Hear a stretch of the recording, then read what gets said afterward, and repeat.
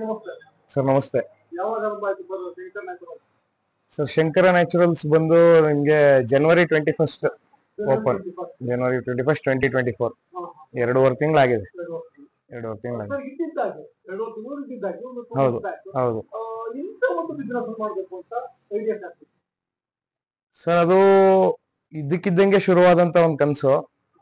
ಎಲ್ಲ ಸ್ನೇಹಿತರು ಕೂತ್ಕೊಂಡು ಮಾತಾಡ್ತಾ ಇರ್ತೀವಿ, ಏನಾರು ಮಾಡಬೇಕು, ಏನಾರು ಬಿಸ್ನೆಸ್ ಮಾಡಬೇಕು, ಏನಾರು ಮಾಡಬೇಕು ಅಂತ ಅಧ್ಯಯನ ಮಾಡ್ತಾ ಮಾಡ್ತಾ ಮಾಡ್ತಾ ನಮ್ಗೆ ಮಾಡೋದ್ರ ಜೊತೆಗೆ ಒಳ್ಳೇದನ್ನ ಮಾಡಬೇಕು, ಸಮಾಜಕ್ಕೆ ಒಳ್ಳೆಯದನ್ನ ಕೊಡಬೇಕು ಅನ್ನೋದು ಒಂದು ಉದ್ದೇಶ ಇಟ್ಕೊಂಡು ಎಲ್ಲಾ ಸ್ನೇಹಿತರುಗಳು ಮಾತಾಡಿ ಕೂತು organic oil, cold press oil ಇದನ್ನ ಮಾಡೋಣ, ಇದು ನೆಸೆಸಿಟಿ ಇದೆ. ಮೈಸೂರಲ್ಲೇನೆ ನಾವು ನೋಡಿದ ಮಟ್ಟಿಗೆ ನಾವು ಕೋಲ್ಡ್ ಪ್ರೆಸ್ ಆಯಿಲ್ ಬಳಸ್ತಾ ಇರೋದು ಸುಮಾರು ಒಂದು 7-8 ವರ್ಷದಿಂದ. ಮೈಸೂರಲ್ಲೂ ಅಡಲ್ಟ್ರೇಟ್ ಮಾಡೇ ಕೊಡ್ತಾ ಇದ್ದಾರೆ. ಇಸ್ಕೊಳ್ಳೋದು ಡಿಸ್ಕೊತಾ ಇದ್ದಾರೆ, ಅಡಲ್ಟ್ರೇಟ್ ಮಾಡಿ ಆಯಿಲ್ ಕೊಡ್ತಾ ಇದ್ದಾರೆ. ಸೊ ನಾವೇ ದುಡ್ಡು ಕೊಟ್ಟು ನಾವು ಮತ್ತೆ ಅದನ್ನೇ ವಿಷಯನೇ ತಿನ್ಬೇಕಲ್ಲ, ಇದನ್ನೇ ಮಾಡೋಣ ಅಂತ ಒಂದು ಕನಸು ಶುರು ಮಾಡಿದ್ದೆ ಸರ್. ಸರ್ ನಿಮ್ಮ ಸ್ನೇಹಿತರೆಲ್ಲ ಕೂತು ತೀರ್ಮಾನವನ್ನು ಮಾಡ್ತೀರಾ, ಒಂದು ಉತ್ತಮವಾದ ಕೆಲಸವನ್ನು ಮಾಡೋಣ ಕೊಡಬೇಕು ಅನ್ನೋ ದೃಷ್ಟಿಯಿಂದ ಕೂಡ ನೀವು ಸಂಸ್ಥೆ ಆರಂಭಿಸ್ತೀರಾ. ಸರ್ ಹೇಗೆಂದ್ರೆ ಬೇರೆ ಬಿಸ್ನೆಸ್ ಆಗಲ್ಲ, ಬೇರೆ ಬಿಸ್ನೆಸ್ ಆಗ ಇವತ್ತ ನೀವು ಬಂಡವಾಳ ಹಾಕಿದ್ರೆ ನಾಳೆ ಹೋಗೋ ಮನೆಗೆ ಏನ್ ಸಮಸ್ಯೆ ಇಲ್ಲ. ಹಾಗಾಗಿ ಅದು ಇಲ್ಲಿ ಮಾತ್ರ ಆಗಲ್ಲ, ನೀವು ಬಂಡವಾಳ ಹಾಕ್ಬೇಕು, ವೆಯ್ಟ್ ಮಾಡ್ಬೇಕು. ಅದು ಈಗ ಮೊದಲ ಹೆಜ್ಜೆ ಇರ್ತಾ ಇದ್ದೀರಾ. ಈ ಒಂದು ಯೋಚನೆ ಬಂದಾಗ ಫ್ರೆಂಡ್ಸ್ ಬೇಡಿ, ಸಾಮಾನ್ಯ ಫ್ರೆಂಡ್ಸ್ ನಾವು ಏನ್ ಬೇಕಾದ್ರೂ ಮಾಡ್ಲಿಕ್ಕೆ ಮುಂದೆ ಹೋಗ್ತಾರೆ. ಆದ್ರೆ ಫ್ಯಾಮಿಲಿ ಒಳಗಡೆ ಕೆಲವೊಂದು ರಿಸ್ಟ್ರಿಕ್ಷನ್ಸ್ ಇರುತ್ತೆ. ನೀವು ಬಿಸ್ನೆಸ್ ಮಾಡ್ಬೇಕು, ಇದರಲ್ಲಿ ಒಂದು ಜಾಬ್ ಇದೆ, ಜಾಬ್ ಸಾಧನೆ ಬರ್ತದೆ, ತಿಂಡಿ ಹೇಗಿದ್ದೇವೆ, ಇದನ್ನ ರಿಸಲ್ಟ್ ಬೇಕಾ, ಎಷ್ಟು ನಾವು ತಗೋಬೇಕಾ, ಇದೆಲ್ಲ ಕೂಡ ಬರ್ತದೆ. ಸೊ ಆ ತೀರ್ಮಾನ ಆದಾಗ ನಿಮ್ಮ ಫ್ಯಾಮಿಲಿ ತೀರ್ಮಾನ ಹೇಗಿತ್ತು ಸರ್? ಅದೇ ಫಸ್ಟ್ ಫ್ರೆಂಡ್ಸ್ ಜೊತೆ ಡಿಸ್ಕಸ್ ಮಾಡಿದ ನಂತರ ಆ ವಿಚಾರನ ಮನೆಗೆ ತಗೊಂಡೋದಂಥದ್ದು. ಮನೆಗೆ ತಗೊಂಡೋಗಿ ಇದೆಲ್ಲ ಒಂಥರ ಬೇಗ ನಡೆದೋಯ್ತು ಸರ್. ನಾವು ಎಕ್ಸ್ಪೆಕ್ಟ್ ಮಾಡಿರ್ಲಿಲ್ಲ ಶಂಕರ ನ್ಯಾಚುರಲ್ಸ್ ಇಷ್ಟು ದೊಡ್ಡದಾಗಿ ಇಷ್ಟು ಬೇಗ ಶುರು ಮಾಡ್ತೀವಿ ಅಂತ ನಾವು ಎಕ್ಸ್ಪೆಕ್ಟ್ ಮಾಡಿರ್ಲಿಲ್ಲ. ನಾವು ದಸರಾ ಟೈಮಲ್ಲಿ ಪ್ಲಾನ್ ಮಾಡಿದ್ದು, ಕೂತ್ಕೊಂಡು ಮಾತಾಡಿದ್ದು. ದಸರಾ ಟೈಮಲ್ಲೇ ಮನೇಲೂ ಕೂಡ ಹೇಳಿದೆ, ನಮ್ಮ ಮೇನ್ ಸ್ವಲ್ಪ ನಮ್ಮ ಮಾವನ್ನ ಜಾಸ್ತಿ ಪ್ರೀತಿಸ್ತೀವಿ, ಗೌರವಿಸ್ತೀವಿ. ಅವರನ್ನು ಒಂದ್ ಮಾತು ಕೇಳಿದೆ, ಆಯ್ತು ಮಾಡಪ್ಪ ಒಳ್ಳೇದಾಗ್ಲಿ ಅಂದ್ರು. ಮಾಡಿ ಮುಂದೆ ಬನ್ನಿ, ಎಲ್ಲ ಚೆನ್ನಾಗಿರಿ, ಮಾಡಿ ಏನು ತೊಂದರೆ ಇಲ್ಲ ಅಂದ್ರು. ನಮ್ಮ ತಂದೆ ತಾಯಿ ಕೇಳಿದೆ, ಅವರು ಅಷ್ಟೇ ಏನು ಧೈರ್ಯ ತುಂಬುವಂತ ಕೆಲಸ ಮಾಡಿದ್ರು. ಮಾಡಪ್ಪ ಆಯ್ತು ಒಳ್ಳೇದಾಗ್ಲಿ ಅಂತ. ಸ್ನೇಹಿತರುಗಳು ಅವ್ರ ಮನೆಗಳಲ್ಲಿ ಕೇಳಿದ್ರು, ಮಾಡಿ ಎಲ್ಲರೂ ಒಳ್ಳೇದಾಗ್ಲಿ ಅಂತ ಅಂದು friends, family, cousins, every one ಎಲ್ಲಾರು ಒಳ್ಳೆ ಸಪೋರ್ಟ್ ಕೊಟ್ರು ಸರ್. ತುಂಬಾ ಸಪೋರ್ಟ್ ತಗೊಂಡಿದೀವಿ. ಎಲ್ಲರದು ಒಂದೊಂದು ಪಾತ್ರ ಇದೆ. ಸೊ ಶಂಕರ ನ್ಯಾಚುರಲ್ ಸುಮ್ನೆ ಬಂದು ಯಾರೋ 4 ಜನ 3 ಜನ ಸೇರ್ ಮಾಡಿದ್ದಂಥದ್ದಲ್ಲ, ಎಲ್ಲಾರದು ಅವ್ರದವ್ರದೇ ಆದ ಪಾತ್ರ ಇದೆ. ಅದು ಈ ಹಂತಕ್ಕೆ ತಗೊಬಂದು ನಿಲ್ಸಿದೆ ಸರ್. ಎಲ್ಲಾರು ಚೆನ್ನಾಗಿ ಕೈ ಜೋಡಿಸಿದ್ರು ನಮ್ಗೆ.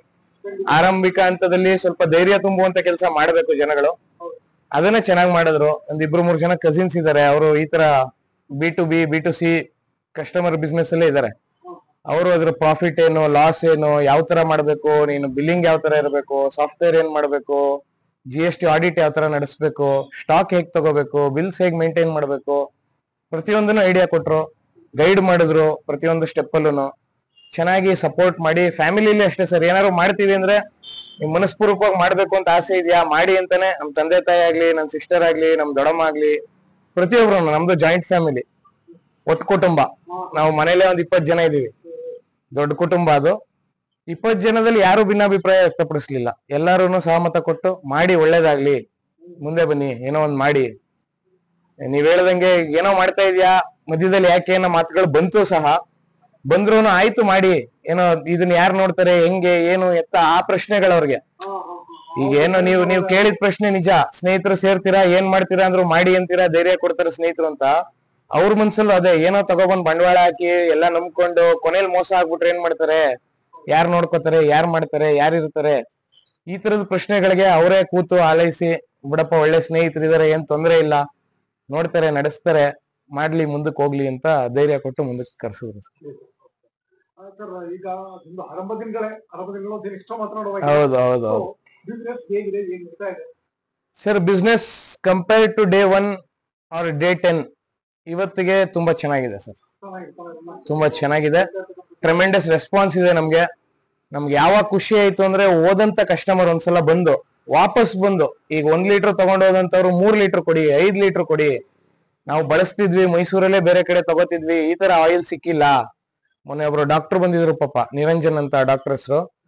ಅವ್ರು ಬಂದು ನಾನು ಎಲ್ಲೆಲ್ಲೋ ಎಣ್ಣೆ ತಗೊಂಡ್ ಬಳಸಿದೀನಿ ಸುಪ್ರೀತ್ ಅಂತ ಹೇಳಿ, ನೀವು 50 ರೂಪಾಯಿ ಎಕ್ಸ್ಟ್ರಾ ತಗೊಳ್ಳಿ 1 ಲೀಟರ್ಗೆ, ನಿಮ್ ಕ್ವಾಲಿಟಿ ತುಂಬಾ ಚೆನ್ನಾಗಿದೆ. ಈಗ ನನ್ ಪ್ರೈಸಿಂಗೇ ಬೇರೆ, ಅವ್ರು ಅದಕ್ಕೂ ಮೀರಿದ್ದು 50 ರೂಪಾಯಿ ಎಕ್ಸ್ಟ್ರಾ ತಗೊಳ್ಳಿ, ನನಗ್ ಗೊತ್ತು, ನನ್ನ ಫ್ರೆಂಡ್ಸ್ ನಡೆಸಿದ್ರು ಇದನ್ನ, ಅವರು ಕ್ವಾಲಿಟಿ ಕೊಡಕ್ ಆಗದೇನೆ ಕ್ಲೋಸ್ ಮಾಡಿದಂತ ಸಂದರ್ಭ ಬಂದು ಕ್ಲೋಸ್ ಮಾಡ್ಬಿಟ್ರು ಕೋವಿಡ್ ಅಲ್ಲಿ. ನನಗೆ ತುಂಬಾ ಖುಷಿ ಆಯ್ತು. ನಿಮ್ ಬ್ರ್ಯಾಂಡಿಂಗ್ ಆಗ್ಲಿ, ನಿಮ್ ಲೇಬ್ಲಿಂಗ್ ಆಗ್ಲಿ, ನೀವು ಡಿಸೈನ್ ಮಾಡಿರೋದು, ನೀವು ಮಾತಾಡೋಂಥದ್ದು ಜನಗಳ ಹತ್ರ, ಯಾರೇ ಆಗ್ಲಿ, ನಮ್ಮ ಹುಡುಗರು ಯಾರೇ ಇರ್ಲಿ, ರೆಪ್ರೆಸೆಂಟೇಟಿವ್ಸ್ ಅಂಗಡಿಲಿ ಯಾರೇ ಆದ್ರೂ ಅಷ್ಟೇ ನಾಲೆಜ್ ಕೊಟ್ಟು ಆ ಆಯಿಲ್ ಬೆನಿಫಿಟ್ಸ್ ತಿಳಿಸಿ ಪ್ರತಿಯೊಂದನ್ನು ಮನವರಿಕೆ ಮಾಡಿ ಕೊಡುವಂಥದ್ದು. ಈಗೇನು ನೀವು ಬಂದಿರ್ತೀರಾ, ಯಾವ್ದೋ ಕೇಳ್ತೀರಾ, ಕೊಟ್ಬಿಡೋದು ಕಳಿಸ್ಬಿಡೋದಲ್ಲ. ಏನ್ ಪರ್ಪಸ್ ನಿಮ್ದು, ಡೀಪ್ ಫ್ರೈನಾ, ಸ್ಟಿರ್ ಫ್ರೈನಾ, ಅಥವಾ ಡಾಕ್ಟರ್ ಹೇಳಿದಾರಾ, ಯಾವ್ದು ನಿಮ್ ಯೂಸೇಜ್ ಏನಿದೆ ಎಲ್ಲವನ್ನು ತಿಳ್ಕೊಂಡು ಅವ್ರ ಜೊತೆ ಒಂದ್ 2-3 ನಿಮಿಷ ಮಾತಾಡಿ ಕೊಡುವಂತದ್ದು ಸರ್. ಖಂಡಿತ ಸರ್. ಒಂದ್ ರೀತಿ ಅದು ಮಾರ್ಕೆಟಿಂಗ್ ಬೇಕಾಗಿರ್ತಕ್ಕಂತ ಹೌದು ಹೌದು ಎಲ್ಲರೊಟ್ಟಿಗೆ ಈಗ ನಿಮಗೆ ಬರ್ತಾ ಇರ್ಬೋದು, ಮತ್ತೆ ಮತ್ತೆ ಬರ್ತಾರೆ, ಒಂದು ಗುಣಮಟ್ಟದ ವಸ್ತುಗಳನ್ನು ಕೊಡ್ತಾ ಇದ್ದಾಗ ಡಿಮ್ಯಾಂಡ್ ಖಂಡಿತವಾಗ್ಲೂ ಬರುತ್ತೆ. ನಾವು ಗುಣಮಟ್ಟವನ್ನು ಕಳ್ಕೊಂಡಾಗ ಮಾತ್ರ ಡಿಮ್ಯಾಂಡ್ ಬರುತ್ತೆ. ಸೊ ಅಲ್ಲೇ ನೀವು ಮೊದಲು ಒಬ್ಬ ಗ್ರಾಹಕ ಬಂದಿರ್ತಾನೆ, ನೀವು ತೆಗೆದಾಗ ಅಂಗಡಿಯನ್ನು ಓಪನ್ ಮಾಡಿದಾಗ ನಿಮ್ಮವ್ರು ಅಂದ್ರೆ ಒತ್ತುಪಡಿಸಿ ಹೊಸ ಗ್ರಾಹಕ ಬಂದಿರ್ತಾನೆ, ಬಟ್ ಆ ಗ್ರಾಹಕರನ್ನ ಮರೆಯಕ್ಕಾಗಲ್ಲ. ಸರ್, ಈ ವಿಚಾರ ಹೇಳುವುದಾದ್ರೆ ನನಗೆ ತುಂಬಾ ಸ್ಟ್ರಾಂಗ್ ಆಗಿ ಅವ್ರ ಹೆಸರು ಮರ್ತಿದೀನಿ ಹೊರತು ಆ ವ್ಯಕ್ತಿನ ಮರ್ತಿಲ್ಲ. ಅವ್ರ ಈ ವಿಡಿಯೋ ನೋಡಿದ್ರೆ ಖಂಡಿತವಾಗ್ಲೂ ಅಂಗಡಿಗೆ ಬನ್ನಿ, ಬರ್ತಾರೆ. ಮಂತ್ಲಿ ಒನ್ಸ್ ರಾತ್ರಿ 9:30 ಮೇಲ್ ಬರ್ತಾರೆ ಅವರು. ಅವ್ರು ನಾನು ಯಾಕೆ ಅಷ್ಟು ಸ್ಟ್ರಾಂಗ್ ಆಗಿ ನೆನಪಿದೆ ನನ್ನ ಮೆಮೊರಿಲಿ ಅಂದ್ರೆ ಸರ್, ಅವರು ಒಬ್ರು ಆಟೋ ಡ್ರೈವರ್. ಸಾಮಾನ್ಯವಾಗಿ ಆಟೋ ಡ್ರೈವರ್ ವರ್ಗಕ್ಕೆ ಸೇರಿದಂತವ್ರು ಇದನ್ನ ಅಫೋರ್ಡ್ ಮಾಡಕ್ಕಾಗಲ್ಲ ಅಂತಲ್ಲ, ಮಾಡಲ್ಲ.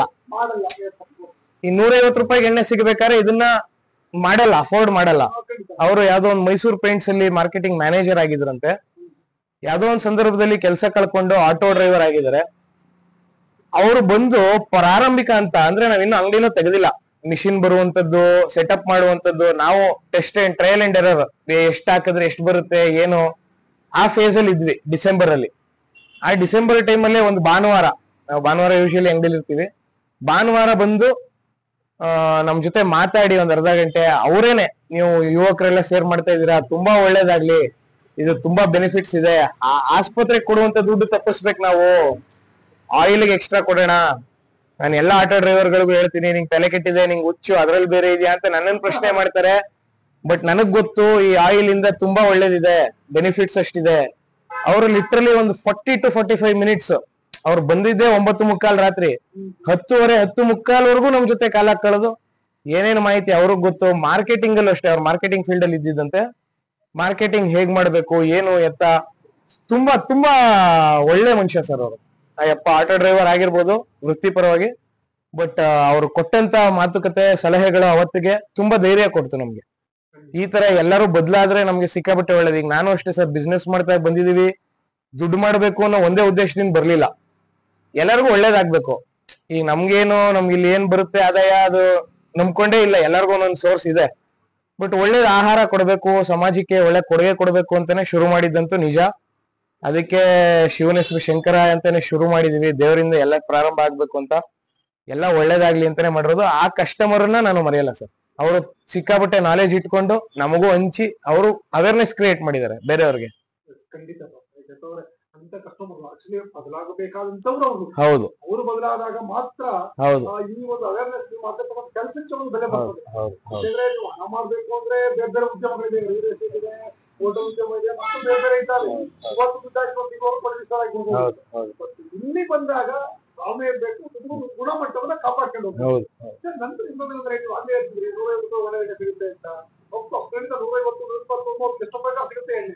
ಈಗ ಆಸ್ಪತ್ರೆಗೆ ಬಂದಿದೆ ನಮ್ಮ 120, 120 ರೂಪಾಯಿ ಎಣ್ಣೆ ಸಿಗ್ತಾ ಇರ್ಬೇಕಾದ್ರೆ ನಾನಾದ್ರೂ ಯಾಕೆ ಪರ್ಚೇಸ್ ಮಾಡ್ಬೇಕು ಎಣ್ಣೆಯನ್ನ? ನಿಮ್ಮಲ್ಲಿ 300, 400 ಇದೆಲ್ಲ ಕೊಟ್ಟು ಯಾಕೆ ಪರ್ಚೇಸ್ ಮಾಡ್ಬೇಕು? ತುಂಬಾ ಒಳ್ಳೆ ಪ್ರಶ್ನೆ ಸರ್ ಇದು. ಇದಕ್ಕೆ ಉತ್ತರ ನಾನು ಪ್ರಾಕ್ಟಿಕಲ್ ಆಗಿ ಕೊಡ್ಬೇಕು ಅಂತ ಜನಕ್ಕೆ ಆಸೆ ಪಡ್ತೀನಿ. ಒಂದ್ಸಲ ನೀವು ಈ ತರ ಡೌಟ್ ಇರುವಂತವ್ರು ರಾ ಮೆಟೀರಿಯಲ್ ನೀವೇ ಪರ್ಚೇಸ್ ಮಾಡ್ಕೊಂಡು ತಗೊಂಡ್ ಬನ್ನಿ. ನೀವ್ ಯಾವ್ದು ಬಳಸ್ತೀರಾ? ಸೂರ್ಯಕಾಂತಿ ಎಣ್ಣೆ ಬಳಸ್ತೀರಾ? Sunflower oil? ಮಾರ್ಕೆಟ್ ಅಲ್ಲಿ ಸನ್ಫ್ಲವರ್ ಸಿಗುತ್ತೆ ಸೀಡ್ಸ್, ಪರ್ಚೇಸ್ ಮಾಡ್ಕೊಂಡ್ ಬನ್ನಿ. 20 kgಗೆ ನಿಮ್ಗೆ 4 ಲೀಟರ್ ಎಣ್ಣೆ ಬರುತ್ತೆ, 4 ರಿಂದ 4.25 ಲೀಟರ್.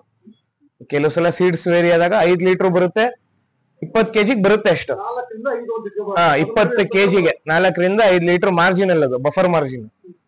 ಅಷ್ಟನ್ನ ತಗೊಬನ್ನಿ. ಇಲ್ಲ ಕಡ್ಲೆಕಾಯಿ ಎಣ್ಣೆ ಬಳಸ್ತೀರಾ, ಕಡ್ಲೆಕಾಯಿ ಪರ್ಚೇಸ್ ಮಾಡಿ ಕಡ್ಲೆಕಾಯಿ ತಗೊಬನ್ನಿ.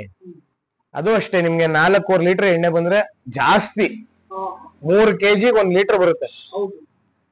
ಸೊ 1 ಕೆಜಿ ಸೂರ್ಯಕಾಂತಿ ಬೆಲೆ ಎಷ್ಟು ಇವತ್ತು? 1 ಕೆಜಿ ಕಡ್ಲೆಕಾಯಿ ಬೀಜದ ಬೆಲೆ ಎಷ್ಟು? 130 ರೂಪಾಯಿ. ಸೂರ್ಯಕಾಂತಿ ಬಂದು ಡಿಸ್ಟೋನ್ಡ್ ಕ್ಲೀನ್ಡ್ ಚೆನ್ನಾಗಿರುವಂತ ಸೂರ್ಯಕಾಂತಿ ಬಂದು ನಿಮ್ಗೆ 85 ರೂಪಾಯಿಂದ 90 ರೂಪಾಯಿ ಇದೆ ಮಾರ್ಕೆಟ್ ಅಲ್ಲಿ ಪ್ರೈಸ್. ಅದನ್ನ ನಾವು ಡೆಲಿವರಿ ಎಲ್ಲ ಸೇರಿಸಿದ್ರೆ 95 ರೂಪಾಯಿವರೆಗೂ ಬೀಳುತ್ತೆ ನಮ್ಗೆ. GST ಬಿಲ್ಲಿಂಗು ಪ್ರತಿಯೊಂದನ್ನು ಕೌಂಟ್ ಮಾಡ್ಕೊಂಡು ಬಂದ್ರೆ 1 ಲೀಟರ್ ಎಣ್ಣೆ ತೆಗಿಲಿಕ್ಕೆ ನಿಮ್ಗೆ 4.5 ರಿಂದ 5 ಕೆಜಿ ಸೂರ್ಯಕಾಂತಿ ಬೇಕು. 1 ಲೀಟರ್ ಕಡ್ಲೆಕಾಯಿ ಎಣ್ಣೆ ತೆಗಿಲಿಕ್ಕೆ 3 ಲೀಟರ್ ಅಥವಾ 3 ಕೆಜಿ ಅಥವಾ 2.25 ಕೆಜಿ ಕಡ್ಲೆಕಾಯಿ ಬೀಜ ಬೇಕು. ರಾ ಮೆಟೀರಿಯಲ್ ಕಾಸ್ಟ್ ಎಷ್ಟಾಗುತ್ತೆ ಅಷ್ಟಕ್ಕೆ. ಇನ್ನು ನಾವು ಮಾಡತಕ್ಕಂತ ಲೇಬರ್ ಕಾಸ್ಟ್ ಏನು, ಮೆಷಿನರಿ ಎಲೆಕ್ಟ್ರಿಸಿಟಿ ಬಿಲ್ ಏನು, ಮೆಷಿನರಿ ಮೇಂಟೆನೆನ್ಸ್ ಏನು, ಪ್ರತಿಯೊಂದನ್ನು ಲೆಕ್ಕ ಹಾಕಿದ್ರೆ ನಿಮ್ಗೆ ಹೇಗೆ ಎಣ್ಣೆ ಕೊಡ್ತಾ ಇದಾರೆ? ಅದು ಎಣ್ಣೆ ಅಲ್ಲ, complete liquid paraffin. Liquid paraffin with oil essence. Oil essence ಅಂದ್ರೆ ನಿಮ್ಗೆ 1000 ಲೀಟರ್ ಲಿಕ್ವಿಡ್ ಪ್ಯಾರಾಫಿನ್ಗೆ 100 ಲೀಟರ್ ಆಯಿಲ್ ಎಸೆನ್ಸ್ ಹಾಕಿದ್ರೆ ಅದು 1000 ಲೀಟರ್ ಎಣ್ಣೆ ಆಗುತ್ತೆ. ಇದು ಕಹಿ ಸತ್ಯ. ನಿಮ್ಗೆ ಗೊತ್ತಿರ್ಬೋದು, ಮಾರ್ಕೆಟ್ ಅಲ್ಲಿ ಚಿತ್ರದುರ್ಗದಲ್ಲಿ ಸುಮಾರು ಒಂದು 2019-20 ಇಸ್ವಿಲಿ ಒಂದು 7 ದೊಡ್ಡ ಪ್ರಸಿದ್ಧ ಕಂಪನಿಗಳಿದ್ವು, ಆಯಿಲ್ ಫ್ಯಾಕ್ಟರಿಗಳಿದ್ವು. ಸರ್ಕಾರ ಖುದ್ದಾಗಿ ನಿಂತು ಅದನ್ನ 7 ಬಂದ್ ಮಾಡಿಸಿದೆ. ನಿಮ್ಗೆ ಎಮ್ಮೆ ಕೊಂಬುಗಳಲ್ಲಿ ಎಣ್ಣೆ ತೆಗೆಯುವಂಥದ್ದು, ಹಸು ಚರ್ಮದಲ್ಲಿ ಎಣ್ಣೆ ತೆಗೆಯುವಂಥದ್ದು, ಹಂದಿಲ್ ತೆಗೆಯುವಂಥದ್ದು, ಇಷ್ಟೆಲ್ಲ ಫ್ಯಾಟ್ ಮಿಕ್ಸ್ ಮಾಡಿ ಏನೇನೋ ಡಾಲ್ಡಾ ಮಾಡುವಂಥದ್ದು. ಅಡಲ್ಟ್ರೇಷನ್ ಅಂದ್ರೆ ಅಷ್ಟರ ಮಟ್ಟಿಗಿದೆ ಸರ್. ಮಾಫಿಯಾ ಸರ್ ಆಯಿಲ್ದು ಹೇಳ್ಬೇಕಂದ್ರೆ, ಆಯಿಲ್ದು ಮಾಫಿಯಾ. ಇದು ಬಂದು ಅದ್ ಹೇಗ್ ನಿಲ್ಸ್ಬೇಕು, ಜನಗಳೇ ಅವೇರ್ನೆಸ್ ಕ್ರಿಯೇಟ್ ಮಾಡ್ಕೊಂಡು, ಜನಗಳೇ ಅದ ಅರಿವು ಮೂಡಿಸ್ಕೊಂಡು ಹೇಗ್ ಕೊಡ್ತಾರೆ, ಹೇಗೆ ಅವ್ರಿಗವ್ರೇ ಪ್ರಶ್ನೆ ಮಾಡ್ಬೇಕು, ಹೇಗ್ ಸಾಧ್ಯ ಕೊಡ್ಲಿಕ್ಕೆ. ಆ ಡೌಟ್ ಇರುವಂತವ್ರು ತಗೊಬನ್ನಿ ಒಂದ್ಸಲ ರಾ ಮೆಟೀರಿಯಲ್. ನಿಮ್ಗೆ ಎಷ್ಟು ರಾ ಮೆಟೀರಿಯಲ್ ತಂದಿದ್ರೆ ಎಷ್ಟು ಎಣ್ಣೆ ಬರುತ್ತೆ ನೀವೇ ಕ್ಯಾಲ್ಕುಲೇಟ್ ಮಾಡಿ. ಸೊ ಏನಕ್ಕೆ ಇದ್ರ ಬೆಲೆ ಜಾಸ್ತಿ? ಏನಕ್ಕೆ 350 ರೂಪಾಯಿ ಇರುತ್ತೆ ಕಡ್ಲೆಕಾಯಿ ಎಣ್ಣೆ, ಏನಕ್ಕೆ 340 ರೂಪಾಯಿ ಇರುತ್ತೆ ಸೂರ್ಯಕಾಂತಿ ಎಣ್ಣೆ? ಅದ್ರ ಅರ್ಥ ನಿಮಗ್ ಗೊತ್ತಾಗ್ಬಿಡುತ್ತೆ ಸರ್. ಯಾರು ಏನೋ ಬೇರೆ ನೀವು ಡೌಟ್ ಊಹಾಪಾಹಗಳೇ ಇಲ್ಲ. ತಗೊಬನ್ನಿ, ಮಿಲ್ ಮಾಡಿಸಿ, ನಿಮ್ಗೆ ರಿಸಲ್ಟ್ ಸಿಗುತ್ತೆ, ನಿಮ್ ಡೌಟ್ ಕ್ಲಿಯರ್ ಆಗುತ್ತೆ. ಅವತ್ತಿಗೆ ನಾವ್ ಹೇಳುವಂಥದ್ದು ನೀವೇ ಯಾರು ತಂದು ಮಿಲ್ ಮಾಡಿಸ್ಕೊಳ್ಳಿ, ಇಲ್ಲ ರೆಡಿ ಇರೋದು ಗೊತ್ತಾಗುತ್ತೆ. ನಿಮ್ಗೆ ಯಾವ್ದ್ರ ಪ್ರೈಸಿಂಗ್ ಸರಿ ಹೋಗುತ್ತೆ ನಿಮ್ಗೆ ಅರ್ಥ ಆಗುತ್ತೆ. ಏನು ಮಾಡುವಾಗಿಲ್ಲ. ಹೌದು, ಯಾಕಂದ್ರೆ ಅವರು ಕೂಡ ಅವ್ರನ್ನ ತಪ್ಪು ಅಂತ ಹೇಳಲಿಕ್ಕಾಗಲ್ಲ. ಹೌದು ಹೌದು ಏನು ಮಾಡೋ ಸ್ಥಿತಿ ಇರಲಿಲ್ಲ. ಹೌದು ಹೌದು. ಅದಕ್ಕೆ ಜಾಸ್ತಿ ಆದ್ರೆ ಗಲಾಟೆ ಆಗ್ತದೆ, ಎಣ್ಣೆ ರೇಟ್ ಜಾಸ್ತಿ ಆಗಿದೆ ಅಂತ. ಮೊದಲು ನಾವೇ ಅರ್ಥ ಮಾಡ್ತಿರ್ಬೇಕು, ಗ್ರಾಹಕರು ಅರ್ಥ ಮಾಡ್ತಿರ್ಬೇಕು. ಅಷ್ಟು ಕೊಡ್ಲಿಕ್ಕೆ ಸಾಧ್ಯ ಇಲ್ಲ ಅಂದ್ರೆ ನಾವು ಅವ್ರನ್ನ ಕಡಿಮೆ ಮಾಡಿ ಕೇಳದೆ ತಪ್ಪು ಮೊದಲನೇದು. ಹೌದು ಹೌದು. ನಂತರ ಇನ್ನೊಂದೇನಪ್ಪ ಅಂದ್ರೆ ಈಗ ರಾ ಮೆಟೀರಿಯಲ್ ತುಂಬಾ ಇಂಪಾರ್ಟೆಂಟ್ ಇದೆ. ಹೌದು, ಯಾವುದೋ ಗ್ರಾಮೀಣ ಪ್ರದೇಶದಲ್ಲಿ ಇಲ್ಲಪ್ಪ, ಇದೆ ಬೆಳಿತಾರೆ ನೀತಿ ಹೇಳ್ಬೋದು. ಈಗಿರ್ತಕ್ಕಂಥದ್ದು ಮೈಸೂರು ಮುಖ ಮಹಾನಗರದಲ್ಲಿ. ಹಾಗಾಗಿ ಇಲ್ಲಿ ರಾ ಮೆಟೀರಿಯಲ್ಸ್ ಹೇಗೆ ಏನ್ ಮಾಡ್ತೀರಾ, ತರ್ತೀರಾ ಹೇಗೆ ಸರ್? ರಾ ಮೆಟೀರಿಯಲ್ಸ್ ಬಂದು ಒಂದೊಂದ್ ಕಡೆ ಸೋರ್ಸ್ ಮಾಡ್ತೀವಿ ಸರ್. ಈಗ ಕಡ್ಲೆಕಾಯಿ ಬೀಜ ಬಂದು ಚಳ್ಳಕೆರೆ, ಚಿತ್ರದುರ್ಗ, ಕೆಲವೊಂದ್ಸಲ ಸಿರಾ, ತುಮಕೂರು ಆ ಭಾಗದಲ್ಲೂ ಪರ್ಚೇಸ್ ಮಾಡ್ತೀವಿ. ಇನ್ನು ತಿಪ್ಟೂರಲ್ಲಿ ಕೊಬ್ಬರಿ, ನೆಲಮಂಗಲಲ್ಲಿ ಹೊಸ ಮಾರ್ಕೆಟ್ ಆಗಿದೆ, ಅಲ್ಲೊಂದ್ಸಲ ತಂದಿದೀವಿ. ಜಾಸ್ತಿ ತಿಪ್ಟೂರೇ ಕೊಬ್ಬರಿ. ಹಳೆಬೀಡಲ್ಲಿ ನಮ್ ಸ್ನೇಹಿತರದು ಒಂದು 100 ಎಕರೆ ತೆಂಗಿನ ತೋಟ ಇದೆ. ಅವ್ರದ್ದು ನಮ್ಗೆ ಈಲ್ಡ್ ಚೆನ್ನಾಗಿ ಬಂದಿದೆ ಕೊಬ್ಬರಿ, ಅಂಡ್ ಫೈನ್ ಇದೆ ಕೊಬ್ಬರಿ. ಅವರು ತುಂಬಾ ಒಳ್ಳೆ ಮನುಷ್ಯರು. ಅವ್ರ ಹತ್ರನೂ ಸೋರ್ಸ್ ಮಾಡಿದೀವಿ ಒಂದ್ 2-3 ಸಲ. ಕೆಲವೊಂದ್ಸಲ ಏನಾಗುತ್ತೆ, ಈಗ ಅಲ್ಲೆಲ್ಲ ತರಬೇಕು ನಾವು, ಚಳ್ಳಕೆರೆ, ಚಿತ್ರದುರ್ಗ, ತಿಪ್ಟೂರು ಇಲ್ಲಿಗೆಲ್ಲ ಹೋಗ್ಬೇಕಂದ್ರೆ ಮಿನಿಮಮ್ ಒಂದ್ 2000 ಕೆಜಿನಾರು ತರಬೇಕು ಸರ್. ಇಲ್ಲ ಟ್ರಾನ್ಸ್ಪೋರ್ಟ್ಗೂ ನಮ್ಗೆ ವರ್ಕೌಟ್ ಆಗಲ್ಲ. ಈಗ ಟ್ರಾನ್ಸ್ಪೋರ್ಟ್ ಯಾರು ಬೇರೆ ಮಾಡಲ್ಲ. ಟ್ರಾನ್ಸ್ಪೋರ್ಟ್ ಎಂಡ್ ಕಸ್ಟಮರ್ ನಾನೇ ಬೇರ್ ಮಾಡ್ಬೇಕು. ಈಗ ಅಲ್ಲೇನೋ ಮಾರ್ಕೆಟ್ ಅಲ್ಲಿ ಏನ್ ರೇಟ್ ಇರುತ್ತೆ ಆ ರೇಟ್ ನನಗೆ ಪ್ರಾಡಕ್ಟ್ ಕೊಡ್ತಾರೆ. ರಾ ಮೆಟೀರಿಯಲ್ ಗಳು ಸಿಗುತ್ತೆ, ಒಳ್ಳೆ ಕ್ವಾಲಿಟಿ ಅಂತ ರಾ ಮೆಟೀರಿಯಲ್ ಸಿಗುತ್ತೆ. ಅದಕ್ಕೋಸ್ಕರ ನಾವು ಅಲ್ಲಿವರೆಗೂ ಹೋಗ್ತೀವಿ.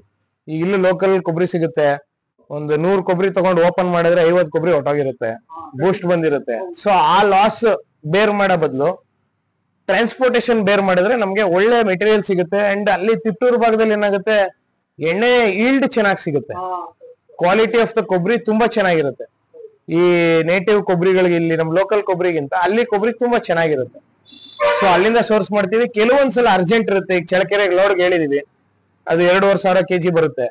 ಅದು ಬರೋವರೆಗೂ ಇನ್ನೊಂದು ನೆಕ್ಸ್ಟ್ ವೀಕ್ ಈ ಕಡಲೆಕಾಯಿ ಬೀಜ ಖಾಲಿಯಾಗಿ ಹೋಗಿದೆ. ಲೋಕಲ್ APMC ಮಾರ್ಕೆಟ್ ಅಲ್ಲಿ ತಗೋತೀವಿ. ಅಲ್ಲಿ ಹೋಗಿ ಒಂದಿನ ನೋಡಿ, ಬೆಳಗ್ಗೆ ಹೋಗಿ ಸಂಜೆವರೆಗೂ ಆಗುತ್ತೆ ನಮ್ಮ ಹುಡುಗರಿಗೆ ಪಾಪ.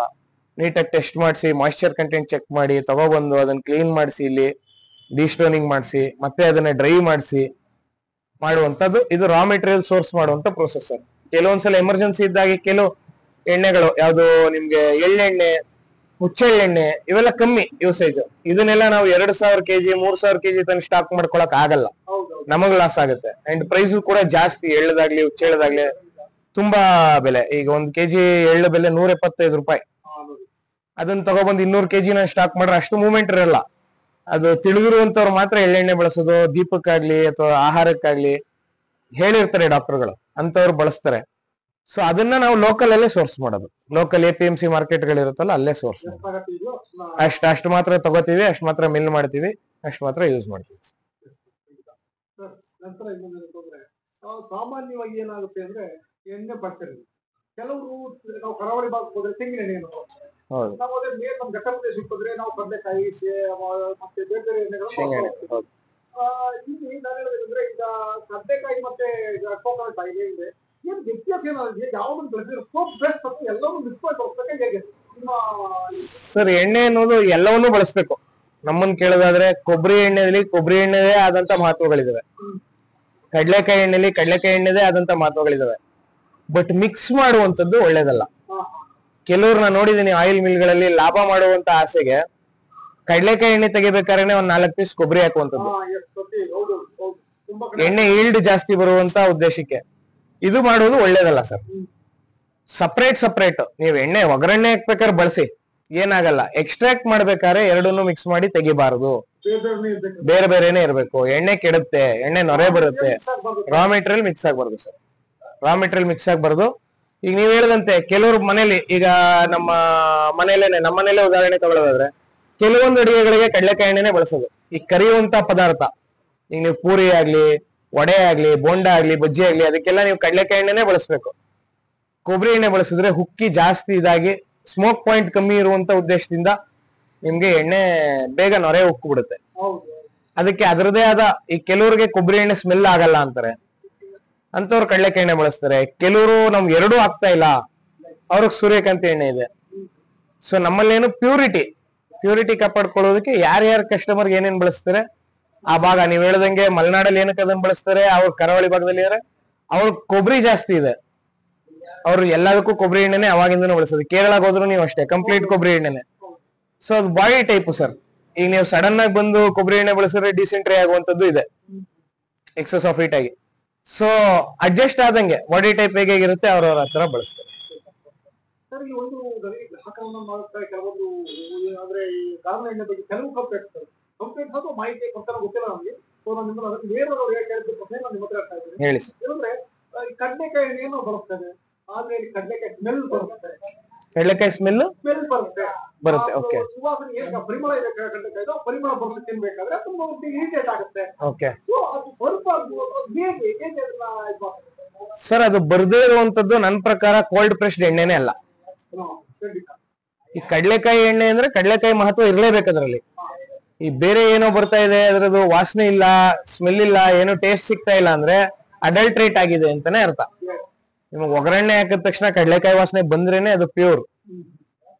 ನಮ್ಮ ಒಂದು ಅನಾಲಿಸಿಸ್ ಪ್ರಕಾರ, ನಾವು ಟೆಸ್ಟಿಂಗ್ ಮಾಡಿಸಿರೋ ಪ್ರಕಾರ, ಕೆಲವೊಂದ್ಸಲ ನಿಮ್ಗೆ ಏನಾಗುತ್ತೆ, ಕಡಲೆಕಾಯಿ ಕೆಟ್ಟೋಗಿರೋದು ಹಾಕಿ ಕೆಲವ್ರು ಎಣ್ಣೆ ತೆಗೆದಿರ್ತಾರೆ, ಆ ಎಣ್ಣೆ ಇರಿಟೇಟ್ ಆಗ್ಬೋದು.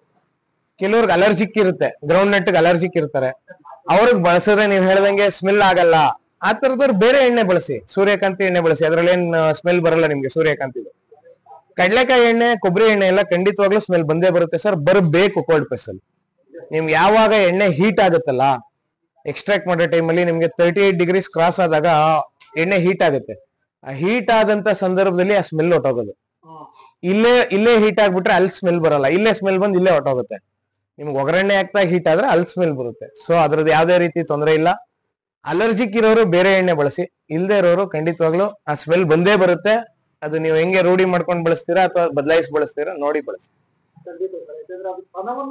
ಹೌದು, ಅದ್ರ ತನ ಅದು ಉಳಿಸ್ಲೇಬೇಕು. ಹೌದು ಹೌದು ಹೌದು ಹೌದು. ಕಂಪನಿಗಳೆಲ್ಲ ಸ್ಮೆಲ್ ತೆಗೆದು ಜನರಿಗೆ ಈಗ ಸ್ಮೆಲ್ ಇರ್ತಕ್ಕಂಥ ಒಳ್ಳೆ ಎಣ್ಣೆ ಅನ್ನೋ ಸ್ಥಿತಿಗೆ ಬಂದೋಗಿ ಸರ್ ಈಗ ಅವ್ರು ಏನಾಗುತ್ತೆ ಆ ಎಸೆನ್ಸ್ ಹಾಕ್ತಾರಲ್ವಾ, ಆ ಎಸೆನ್ಸ್ ಕ್ವಾಂಟಿಟಿ ಮೇಲೆ ಹೋಗುತ್ತೆ. ಈಗ ನಿಮ್ಗೆ ಕಡ್ಲೆಕಾಯಿ ಎಣ್ಣೆ ರಿಫೈನ್ಡ್ ಆಯಿಲ್ ಅಲ್ಲೂ ಕಡ್ಲೆಕಾಯಿ ಎಣ್ಣೆ ಬಂದ್ಬಿಡ್ತು.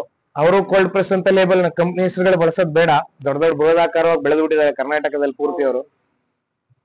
ಅವರು ಕೂಡ ಈಗ 150 ರೂಪಾಯಿ ಕಡ್ಲೆಕಾಯಿ ಎಣ್ಣೆ ಕೊಡ್ತಾರೆ. ಏನಕ್ಕೆ ಕೊಡ್ತಾ ಇದಾರೆ? ಗಾಣಗಳು ಜಾಸ್ತಿ ಆಯ್ತು, ನಮ್ಗೆ ಆ ಕಸ್ಟಮರು ಬೇಕು. 150 ರೂಪಾಯಿ ಕಡ್ಲೆಕಾಯಿ ಎಣ್ಣೆ ಈಗ ನೀವು ಮಾಹಿತಿ ಕಲೆ ಆಗ್ತಾ ಹೋದ್ರೆ ಒಬ್ಬ ಆಟೋ ಡ್ರೈವರ್ ಅಥವಾ ಆಗ್ಲಿ, ಒಬ್ಬ ಮಿಡಲ್ ಕ್ಲಾಸ್ ವರ್ಕರ್ ಆಗ್ಲಿ 350 ರೂಪಾಯಿ ಕೊಟ್ಟು ಕಡ್ಲೆಕಾಯಿ ಎಣ್ಣೆ ಯಾಕೆ ತಗೋತಾನೆ 150 ರೂಪಾಯಿಗೆ ಸಿಗ್ಬೇಕಾರೆ? ಡಾಕ್ಟರ್ ಹೇಳ್ತಾರೆ ಕಡ್ಲೆಕಾಯಿ ಎಣ್ಣೆ ಬಳಸಿ, ಅದು ಕಡ್ಲೆಕಾಯಿ ಎಣ್ಣೆನೆ ಬಳಸ್ತೀನಿ. ಅಲ್ಲಿ ಅಡಲ್ಟ್ರೇಷನ್ ನಡೆಯೋದು. ಅದಕ್ಕೋಸ್ಕರ ಅದು 1 kg ಬರಲ್ಲ ಸರ್, 1.5 kg ಕಡ್ಲೆಕಾಯಿ ಬೀಜ ಬರಲ್ಲ. ನಿಮಗ್ 3 kg ಇಲ್ದೇ 1 ಲೀಟರ್ ಎಣ್ಣೆನೆ ಬರಲ್ಲ. ಹೇಗ್ ಬರುತ್ತೆ? ನಮಗೂ ಕೆಲವ್ರು ಬಂದು ಪ್ರೈಸಸ್ ಕಮ್ಮಿ ಇದೆ, ಜಾಸ್ತಿ ಮಾಡಿ, ಕ್ವಾಲಿಟಿ ತುಂಬಾ ಚೆನ್ನಾಗಿದೆ ಅಂತ ಹೇಳಿರೋ ಕಸ್ಟಮರ್ಸ್ ಇದಾರೆ.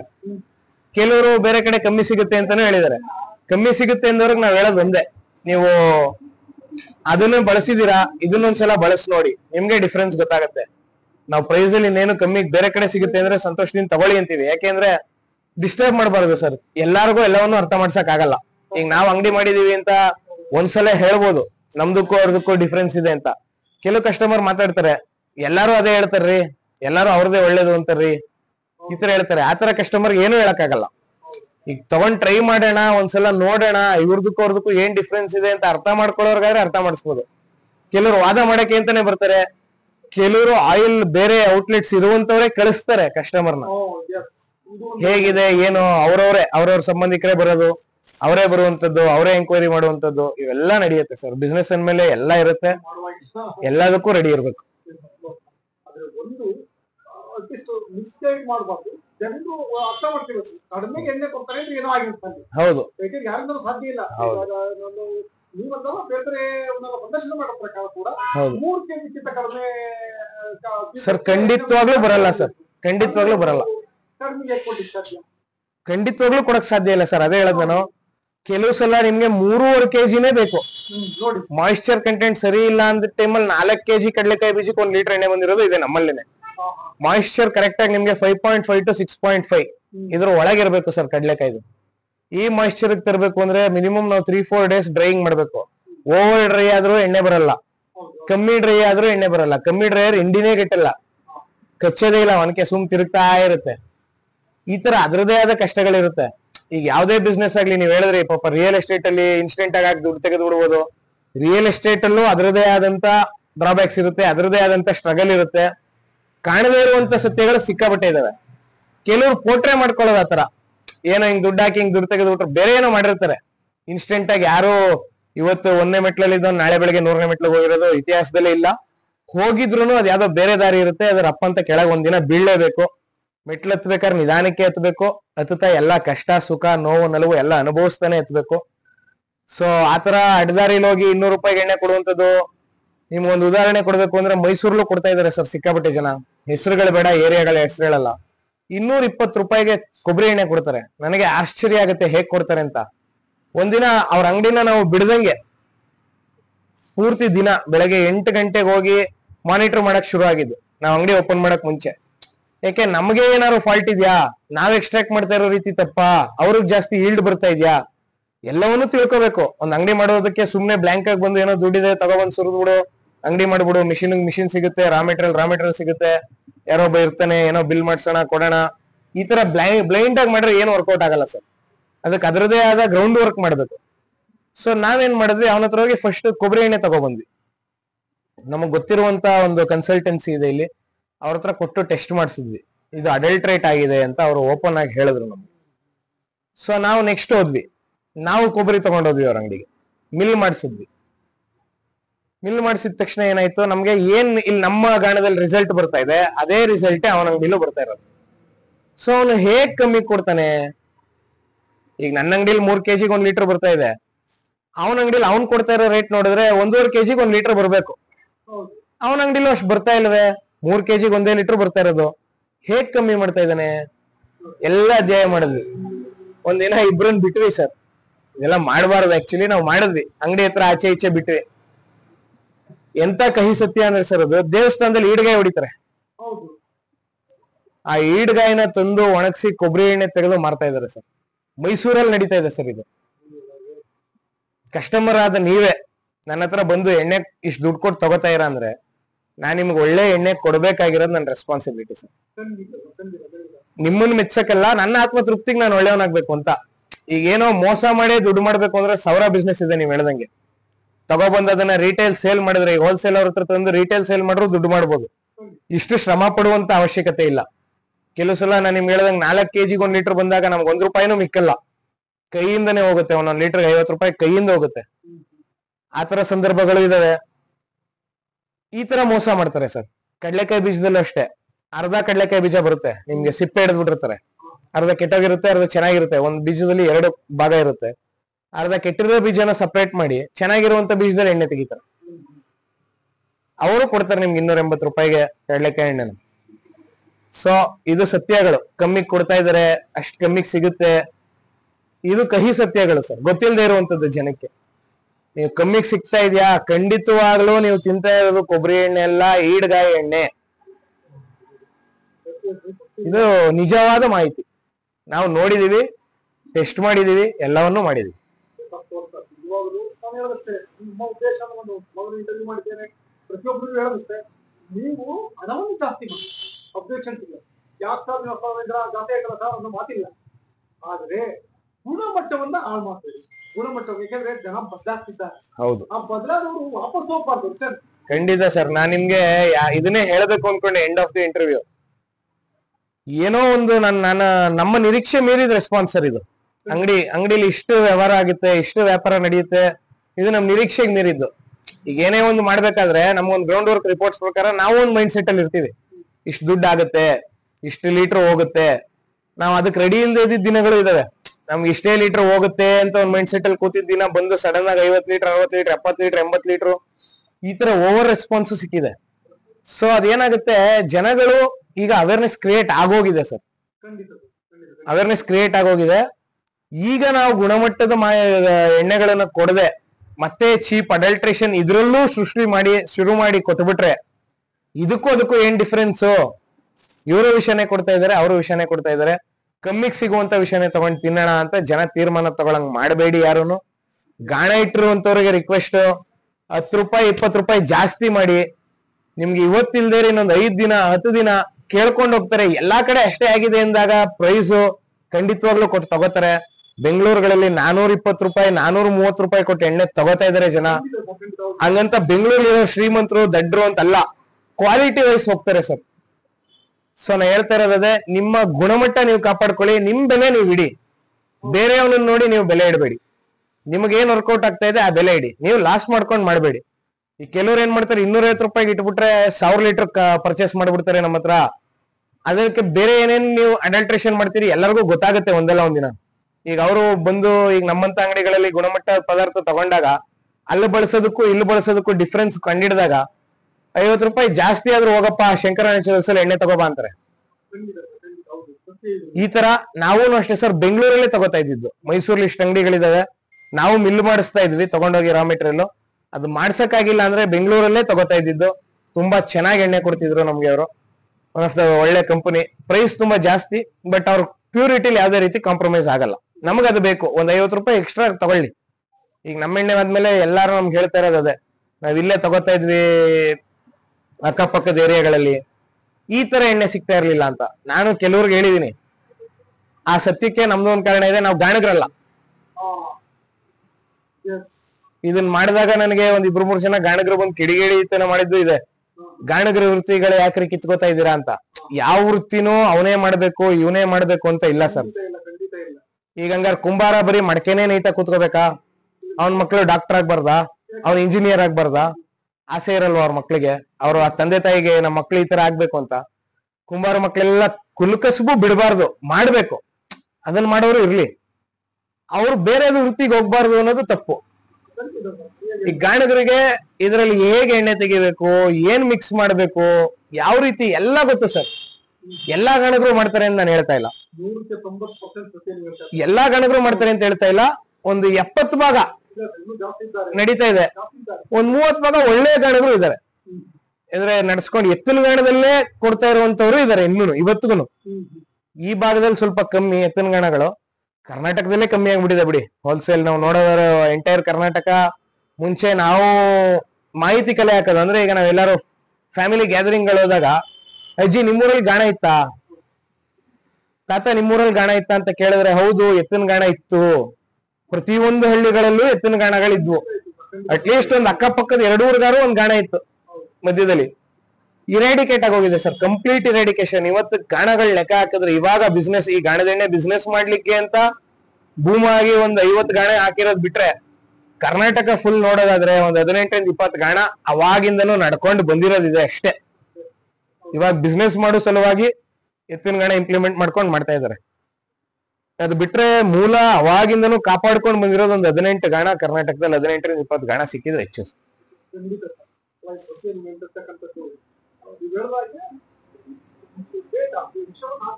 ಹೌದು, ಅರ್ಥ ಮಾಡಿಸಿ, ಗ್ರಾಹಕರಿಗೆ ಅರ್ಥ ಮಾಡಿಸಿ, ಮಾತಾಡಿ 5 ನಿಮಿಷ ನಗನಗ್ತಾ ಮಾತಾಡಿ.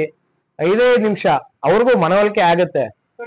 ಬನ್ನಿ ಸರ್, ಒಂದ್ಸಲ ನೀವೇ ತಗೊಂಡು ಬನ್ನಿ ರಾ ಮೆಟೀರಿಯಲ್ ಅಂತ ಹೇಳಿ ಅವ್ರ ಮುಂದೆ ಮಾಡಿಸಿ. ನಾ ಎಲ್ಲರಿಗೂ ಹೇಳೋದಿದೆ, ಪ್ಯಾಕ್ ಮಾಡಿ ಇಟ್ಬಿಡ್ಬೇಡಿ. ನೀವು ನೋಡ್ಬೋದು ನಮ್ಮ ಅಂಗಡಿಲಿ ಏನ್ ಜಾಸ್ತಿ ಬಾಟ್ಲುಗಳು ಪ್ಯಾಕ್ ಮಾಡಿ ಇಡಲ್ಲ ನಾವು. ಬಂದವ್ರಿಗೆ ಅವ್ರ ಮುಂದೆನೆ ಮಾಡಿ ಪ್ಯಾಕಿಂಗ್, ಆ ಸ್ಮೆಲ್ ಕೊಟ್ಟು ಸ್ಪೂನ್ ಅಲ್ಲಿ ಟೇಸ್ಟ್ ಮಾಡಿ ಅಂತ ಹೇಳಿ ಮಾಡ್ತೀವಿ. ಏನಕ್ಕೆ, ಇದು ಆನ್ಲೈನ್ ಆರ್ಡರ್ಸ್ ಅವರು ಬಂದ್ ಕಾಯಲ್ಲ. ಈಗ ನಾವು ಆನ್ಲೈನ್ ಬಿಗ್ ಬಾಸ್ಕೆಟ್ ಅದಕ್ಕೆಲ್ಲ ಟೈಅಪ್ ಆಗಿದೀವಲ್ಲ, ಅವ್ರು ಕಾಯಲ್ಲ. ಬಂದ ತಕ್ಷಣ ಅವ್ರಿಗೆ ಕೊಡ್ಬೇಕು ಡೆಲಿವರಿ, ಇಲ್ಲ ಹೊಟ್ಟೋಗ್ತಾರೆ ಹುಡುಗರು, ಇನ್ಸ್ಟಾಮಾರ್ಟ್ ಇವರೆಲ್ಲ. ಸೊ ಏನಾಗುತ್ತೆ, ಅದಕ್ಕೋಸ್ಕರ ನಾನು ಹೇಳೋದು, ಗ್ರಾಹಕರಿಗೆ ರಾ ಮೆಟೀರಿಯಲ್ ತಂದು ಒಂದ್ಸಲ ಮಿಲ್ ಮಾಡಿಸ್ಲಿಕ್ಕೆ ಹೇಳಿ. ಅವ್ರಿಗೆ ನಿಜವಾದ ಪಿಕ್ಚರ್ ಗೊತ್ತಾಗುತ್ತೆ. ಇಲ್ಲ ನೀವು ಮಾಡ್ತಾ ಇರುವಂತ ಟೈಮಲ್ಲಿ ಅವ್ರಿಗೆ ಅಷ್ಟೇ ಎಣ್ಣೆ ಬೇಕಾಗಿರಲ್ಲ. ಈಗ ಎಲ್ಲಾರು 5 ಲೀಟರ್ 4 ಲೀಟರ್ ಬಳಸುವಂತವ್ರು ಇರಲ್ಲ. ಕೆಲವ್ರ ಮನೆಗಳಿಗೆ 2 ಲೀಟರ್ ಸಾಕಿರುತ್ತೆ ಒಂದ್ ತಿಂಗಳಿಗೆ. ಕೆಲವ್ರು ತುಪ್ಪ ಬೆಣ್ಣೆ ಎಲ್ಲ ಬಳಕೆ ಮಾಡುವಂತವ್ರಿಗೆ 2 ಲೀಟರ್ ಸಾಕಿರುತ್ತೆ. ಈಗ ಒಂದ್ಸಲಕ್ಕೆ ಮಿಲ್ ಮಾಡ್ಬೇಕಂದ್ರೆ 12 ರಿಂದ 15 ಕೆಜಿ ರಾ ಮೆಟೀರಿಯಲ್ ಬೇಕು. ಅಷ್ಟನ್ನು ಹಾಕಿ ಅವ್ರಿಗೆ ಬಂದಂತ 4 ಲೀಟರ್ 5 ಲೀಟರ್ ಎಣ್ಣೆ ತಗೊಂಡ್ರೆ ವೇಸ್ಟ್ ಆಗುತ್ತೆ, ಅಥವಾ ಹಳೇದಾಗುತ್ತೆ, 2 ತಿಂಗಳು ಹಳೇದಾಗುತ್ತೆ ಅವ್ರು ಬಳಸಿ ಮುಗಿಸುವಷ್ಟ್ರಲ್ಲಿ. ಅಂತವ್ರಿಗೆ ಏನ್ ಹೇಳ್ತೀವಿ ಅಂದ್ರೆ, ಬನ್ನಿ ನಾವು ಮಿಲ್ ಮಾಡುವಂತ ಟೈಮಲ್ಲಿ ಕೂತ್ಕೊಂಡು ನೋಡಿ. ನೀವು ರಾ ಮೆಟೀರಿಯಲ್ ತಗೋಬರಕ್ಕಾಗಲ್ಲ ಅಲ್ವಾ, ನಮ್ದೇ ರಾ ಮೆಟೀರಿಯಲ್ ಹಾಕ್ತಿವಿ, ನೀವು ನೋಡಿ ಎಷ್ಟು ಕೆಜಿಗೆ ಎಷ್ಟು ಎಣ್ಣೆ ಬರ್ತಾ ಇದೆ ತಿಳ್ಕೊಳ್ಳಿ. ಗಾಣದ ಎಣ್ಣೆಗೆ ಇಷ್ಟು ರೇಟು, ಎಲ್ಲಾರು ಈ ಬಿಸ್ನೆಸ್ ಮಾಡಕ್ ಬರ್ತಾ ಇದಾರೆ, ನಾವು ಶುರು ಮಾಡ್ಬಿಡೋಣ ಅಂತ ಹೋಗೋರ್ಗು ನಾನು ಹೇಳ್ತೀನಿ, ಎಲ್ಲಾರು ಗಾಣಗಳಲ್ಲಿ ದಯವಿಟ್ಟು ಕೆಲಸ ಮಾಡಿ. ಯೂಟ್ಯೂಬ್ ನಂಬಿ, ಯೂಟ್ಯೂಬ್ ನೋಡಿ, ಯಾರೋ ಇನ್ಫ್ಲೂಯೆನ್ಸರ್ ಅವನ್ ಚಾನೆಲ್ ಅಲ್ಲಿ ಸಬ್ಸ್ಕ್ರೈಬರ್ ಜಾಸ್ತಿ ಮಾಡ್ಲಿಕ್ಕೆ ಸುಳ್ಳು ಮಾಹಿತಿಗಳು, ಲಕ್ಷಾಂತರ ರೂಪಾಯಿ ವ್ಯವಹಾರ ನಡೆಯುತ್ತೆ, ಕೋಟ್ಯಾಂತರ ರೂಪಾಯಿ ಟರ್ನ್ ಓವರ್ ವರ್ಷಕ್ಕೆ. ಇದೆಲ್ಲ ಕೇಳಿದ್ರೆ ನನಗೆ ಕೆಲವು ಸಲ ನಗು ಬರುತ್ತೆ ಸರ್. ಕೇಳಿದ್ರೆ ನಗು ಬರುತ್ತೆ. ಯುವಕರಿಗೆ ಅಷ್ಟೇ ಹೇಳೋದು, ದುಡುಕ್ಬೇಡಿ. ನೀವೇನೇ ಬಿಸ್ನೆಸ್ ಮಾಡ್ಬೇಕಾ, ಈಗ ನಮ್ಮ ಹುಡುಗನೇ ಆಗ್ಲಿ, ಒಂದ್ 25 ದಿನ ಅವನು ಈರೋಡಲ್ಲಿ ಟ್ರೈನಿಂಗ್ ತಗೊಂಡ, ಇಲ್ಲಿ ಫ್ಯಾಕ್ಟರಿಯಲ್ಲಿ ಹೋಗಿ, ಒಂದು 30 ದಿನ ಇಲ್ಲಿ ವಿಜಯನಗರದಲ್ಲಿ ನಮ್ಮ ಸ್ನೇಹಿತರದೊಂದಿದೆ, ಅಲ್ಲೋಗಿ ಅವನು ಹೇಗೆ ಮಿಲ್ ಮಾಡೋದು, ಹೇಗೆ ಏನು ಎತ್ತ ಪ್ರತಿಯೊಂದು ನೋಡ್ಕೊಂಡ. ಲಾಭ ಹೇಗೆ, ನಷ್ಟ ಹೇಗೆ, ಯಾವಾಗ ದುಡ್ಡು ಬರುತ್ತೆ, ಸೀಸನ್. ಈಗ ಕೆಲವು ಸಲ ಕಡಲೆಕಾಯಿ ಬೀಜ ಕಮ್ಮಿ ಇರುತ್ತೆ ಸರ್, ಅವಾಗ ನಮ್ಗೆ 350 ರೂಪಾಯಿ 300 ರೂಪಾಯಿ ಮಾರಿದ್ರೆ ದುಡ್ಡು ಸಿಗುತ್ತೆ ಅಷ್ಟೇ. ನಾರ್ಮಲ್ ಟೈಮಲ್ಲಿ ಅದು ಏನಿದೆ ಅದೇ ಪ್ರೈಸೇ ಸಿಗೋದು. ಆತರ ವ್ಯವಹಾರದಲ್ಲಿ ಅಪ್ಸ್ ಅಂಡ್ ಡೌನ್ಸ್ ಇರುತ್ತೆ, ನೋಡಕ್ ಚೆನ್ನಾಗಿರುತ್ತೆ. ಅದನ್ನೆಲ್ಲ ಬಿಟ್ಟು ಮುಂದಕ್ಕೆ ಯೋಚನೆ ಮಾಡಿ ಅಂತ ನಾನು ಹೇಳ್ತೀನಿ. ನಂತರ